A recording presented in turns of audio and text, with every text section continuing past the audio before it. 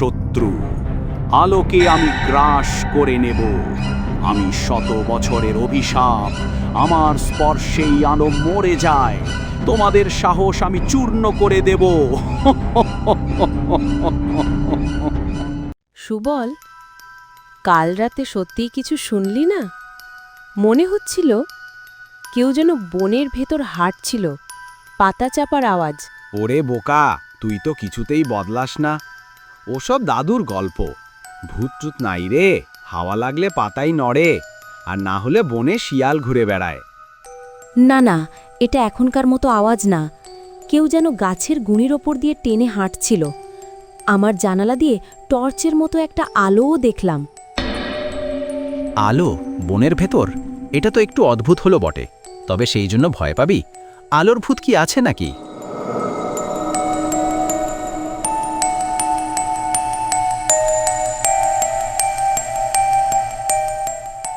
দুইজন হই হই করো না।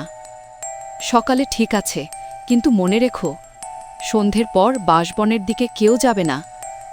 শুনেছি গত কয়েক রাতে ওখানে অশুভ কিছু দেখা গেছে। মা, তুমিই তো বলো এগুলো কুসংস্কার। কুসংস্কার তখনই হয় যখন প্রমাণ থাকে না। কিন্তু গ্রামের রতন কাকু, নলিনী পিসি সবাই দেখেছে বাঁশবনে কেউ হাঁটে, কিন্তু পায়ের ছাপ থাকে না। শোন, ভয় পাবি না। আমরা চাইলেই সত্যিটা জেনে নিতে পারি। মানে, তুই কি বলতে চাইছিস আজ রাতে? হ্যাঁ রে, আজ রাতে বাঁশবনে যাব। না রে সুবল, এটা ঠিক হবে? মা তো মানা করলো। যদি সত্যি কিছু থাকে তবে গ্রামের সবাইকে তো জানাতে হবে। আর যদি কিছু না থাকে তাহলে দাদুর গল্পের রহস্যও খুলে যাবে। ঠিক আছে, কিন্তু একা যাবি না।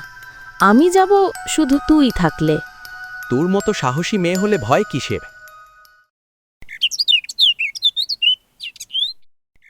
সুবল, তুই সত্যি আজ রাতে যাবি? মানে, ওই বাঁশবনের ছায়া সত্যি যদি কিছু হয়? দেখ রিমা, সবাই ভয় পাচ্ছে বলে আমরাও ভয় পাব, এটা ঠিক না। কেউ তো সত্যিটা খুঁজে বের করতেই হবে। কিন্তু ভয়টা যে সত্যিই লাগে। ভয় থাকা ভালো, কারণ ভয় থাকলেই মানুষ সাবধান হয়। কিন্তু ভয় পেয়ে বসে থাকলে রহস্য কখনো খোলে না।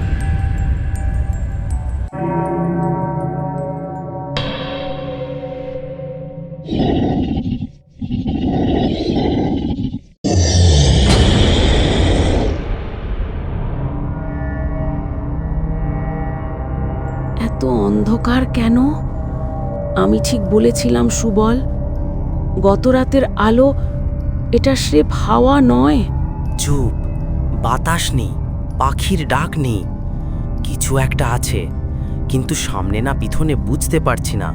আমি ঠিক বলেছিলাম সুবল, গত রাতের আলো এটা স্রেফ হাওয়া নয়।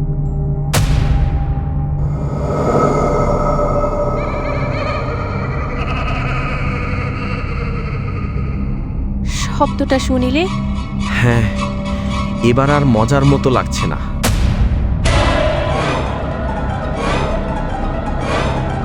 ঈশ্বর, এটা কে ফেললো? কেউ আছে, কেউ অবশ্যই আছে।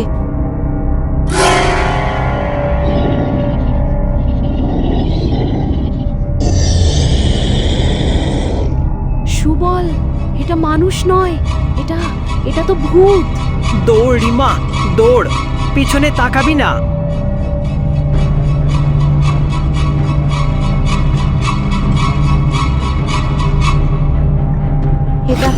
এটা উঠছে, পায়ের শব্দ তো নেই।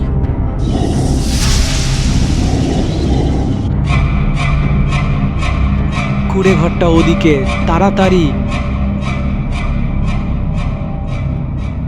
ভয় পেও না বৎসরা, অন্ধকারের মাঝেও আলো থাকে, আর তোমরাই সেই আলো। আপনি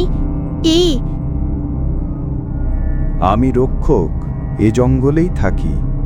অভয় দ্বীপের আলো যার হাতে থাকে তাকে কিছু স্পর্শ করতে পারে না। বাইরে যে কালো ছায়াটা, সে কে? এক সময় সে প্রহরী ছিল।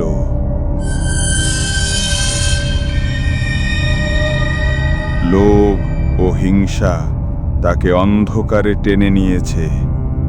নিজের ছায়াই তার শত্রু হয়ে গেছে। এখন তার রূপ অভিশপ্ত অন্ধকার। আমরা কি তাকে থামাতে পারবো? হ্যাঁ, অন্ধকার যতই গভীর হোক, এক বিন্দু আলো তাকে ছিন্ন ভিন্ন করতে পারে। এই প্রদীপ নাও, এটাই তোমাদের রক্ষা করবে।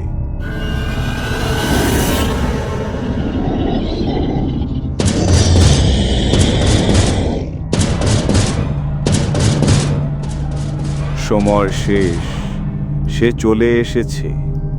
এখনই যাও, অভিশাপ ভাঙো। আলো আমার শত্রু, আলোকে আমি গ্রাস করে নেব। আমি 100 বছরের অভিশাপ, আমার স্পর্শেই আলো মরে যায়। তোমাদের সাহস আমি চূর্ণ করে দেব। আমরা ভয় পাই না, আমরা পালাবো না। ভয় না পেলে ভয় দেখিয়ে দেব। প্রদীপটা শক্ত করে ধর, এটাই আমাদের শেষ আলো। আলো নিভে যাক, অন্ধকার এগিয়ে আসুক, তোমাদের নিঃশ্বাস আমি কাড়ব। না, তুই আলোকে নিভাতে পারবি না। আমি সব আলো খাই, সব আশা গিলে খাই। তোমাদের ছোট্ট আলো কতক্ষণ টিকবে? তাই না? তুমি কি ভাবছো আমরা ভয় পালাবো? আমাদের কাছে অভয় দ্বীপের আলো আছে। তাহলে দেখ এবার, এই নে আলো। আলো আমাকে জ্বালিয়ে দিচ্ছে, আমাকে মুক্তি দাও। আমার শরীর পুড়ে ছাই হয়ে যাচ্ছে। আমাকে মুক্তি দাও, আমাকে মুক্তি দাও। সাহস আর আলো দুটো থাকলে অন্ধকারের কোনো জোর থাকে না। তোমরা আমাদের মুখ উজ্জ্বল করলে বাপু। আমার বাচ্চারা, তোমরা গোটা গ্রামকে বাঁচিয়েছ। মা, অন্ধকার যতই বড় হোক, একটা ছোট আলোই তাকে হারাতে পারে। আমরা সেই আলোটা নিভতে দিইনি। আর ভয়, ভয় হলো সেই অদৃশ্য ছায়া যেটা শুধু আমাদের মনে থাকলে বড় লাগে, আলো দেখলেই ফু করে মিলিয়ে যায়। আজ থেকে তোমরা দুজন শুধু বাচ্চা নও, তোমরা এই গ্রামের গর্ব।